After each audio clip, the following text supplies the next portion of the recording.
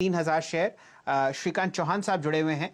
एक तो 52 हफ्ते का इसमें आपने नया हाई लगता हुआ दिखा है और बहुत अच्छी तरीके से यहां पर आपको मूवमेंट आता हुआ दिखेगा ऊपर की सतह की तरफ। आपकी राय श्रीकांत चौहान साहब, शिल्पा मेडिकेयर पर? ये हेमंत जी की पसंद है, कल का खिलाड़ी आज। देखिए यहाँ पे भी हमने बड़ी तेजी देखी है और ये स्टॉक तकरीबन कुछ 340-350 के करीब ट्रेड कर रहा था, वहां से लगातार बढ़ते हुए 540 के करीब आया है, 535-40 के करीब। तो मुझे लगता है कि ये 578 या 80 के जो लेवल्स है ये तो यकीनन छू लेगा, क्योंकि इसमें उतना स्ट्रेंथ है, उतना मोमेंटम है, साथ ही साथ ओवरऑल सेक्टर परफॉर्म कर रहा है। इमीडिएट बेसिस में मुझे लगता है कि 550 के करीब इसमें एक रेजिस्टेंस आ सकता है, क्योंकि वहां पे एक इक्विलिब्रियम लेवल बना है।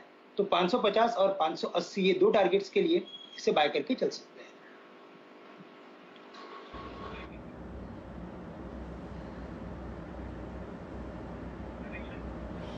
तो ये कॉल आपके लिए फिलहाल आती हुई शिल्पा मेडिकेयर पे। ये स्टॉक है कल का खिलाड़ी आज हेमंत की तरफ से। और देखिए 548, तो ये नया 52 वीक हाई इस समय आपके स्क्रीन पर बनता हुआ आपको दिखाई दे रहा है। जो बात हम अभी अभी आपसे कह रहे थे, तो वो टारगेट तो अचीव हो गया। एक दूसरी नजर आप वेंकीस पे भी बना के रखिए।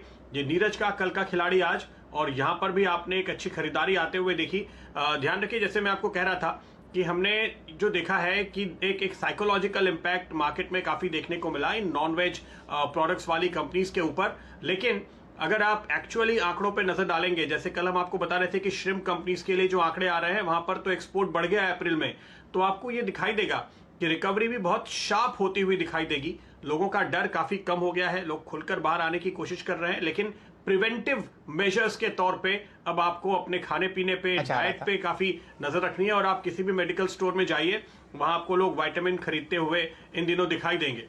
शैल जी।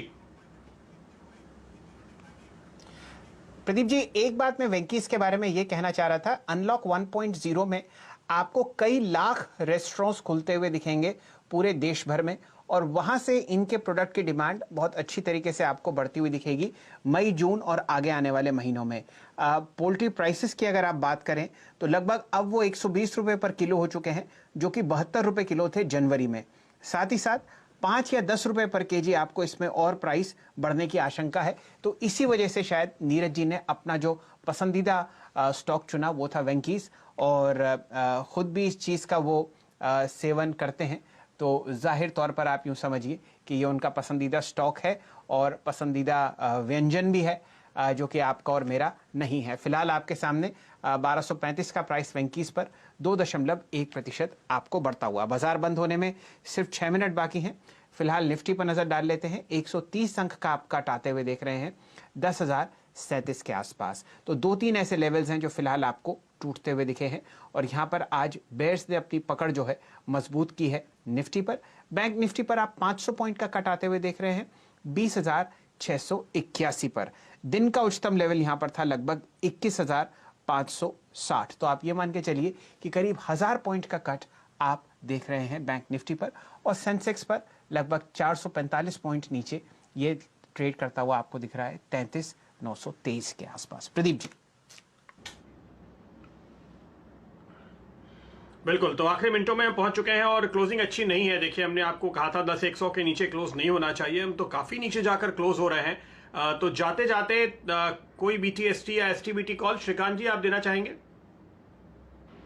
देखिए मुझे लग रहा है कि यहाँ पे नो डाउट की वीकनेस काफ़ी है, लेकिन हमें देखना है आने वाले 1 या 2 दिन में कि मार्केट ये 10,000 और 9,940 के लेवल्स को कैसे डिफेंड करता है, उसके ऊपर ही इसमें आगे का ट्रेंड बनेगा। लेकिन साथ ही साथ मुझे लगता है कि पिरामल एंटरप्राइजेस ये एक स्टॉक ऐसा है कि जिसे हम शॉर्ट करके चल सकते हैं, क्योंकि ये स्टॉक 1010 या 1005 के लेवल्स को छू सकता है। तो करंट लेवल से पिरामल एंटरप्राइजेस शॉर्ट करें, 1085 का स्टॉप लॉस रखें, और 1005-1010 के टारगेट्स आने वाले 1 या 2 दिन में हम अचीव कर सकते हैं।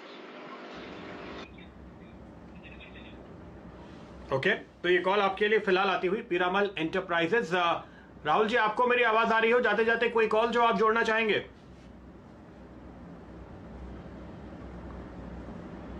नहीं, राहुल इस वक्त हमारे साथ मौजूद नहीं है।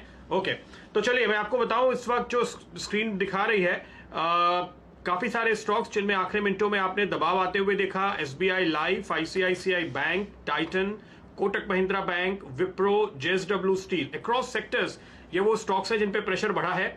ग्रासिम, बीपीसीएल भी इस लिस्ट में शामिल होते हुए आपको नजर आएंगे। तो दिग्गज स्टॉक्स अलग अलग सेक्टर्स के जिन पे हमने आखिरी मिनटों के दौरान आज दबाव बढ़ते हुए देखा। वहीं दूसरी तरफ काफी सारे मिड कैप्स ने तेजी पकड़ी। हमने शिल्पा मेडिकेयर की तो अभी बात की ही जिस पर आपकी नजर थी, लेकिन नजर डालिए नारायणा हेल्थ केयर पे। सीसीएल प्रोडक्ट आज इस पे नजर नहीं पड़ी, लेकिन देखिए 3-3.5% ऊपर ये चढ़ता हुआ नजर आया है। गुजरात गैस, जीएसएफसी, जीएनएफसी ये कुछ एक स्टॉक्स हैं जो शानदार क्लोजिंग दिखाते हुए आपको नजर आएंगे। यानी दिग्गजों में ऊपर के लेवल पे शैलजी दबाव देखने को मिला है और ढेर सारे मिड कैप्स हैं जिन्होंने अपनी पोजीशन बरकरार रखने की कोशिश की। हालांकि दिन के आखिर में बुल्स और बेयर्स का इक्वेशन है 40-60। चलिए, ये राय आपको मिल रही है। साथ ही साथ कैश के मार्केट्स में एफएनओ पर नजर डालिए। आपके सामने निफ्टी फ्यूचर्स आपको बंद होते हुए दिखेंगे लगभग 151 अंक कट के साथ 10,014 के आसपास। यहाँ पर आपने लगभग 1.5% का कट आते हुए देखा है। कौन कौन से ऐसे सेक्टर्स या स्टॉक्स जहाँ पर आपने बिकवाली बढ़ती हुई देखी, यहाँ पर आप देखिए बैंकिंग स्पेस सुबह से सेलिंग प्रेशर में है। एनर्जी स्पेस में आपने काफ़ी बिकवाली आते हुए देखी है। बीपीसीएल, एचपीसीएल, आईओसी, खासकर आपने और जो आपने कमजोरी आते हुए देखी वो सीमेंट स्पेस में थी।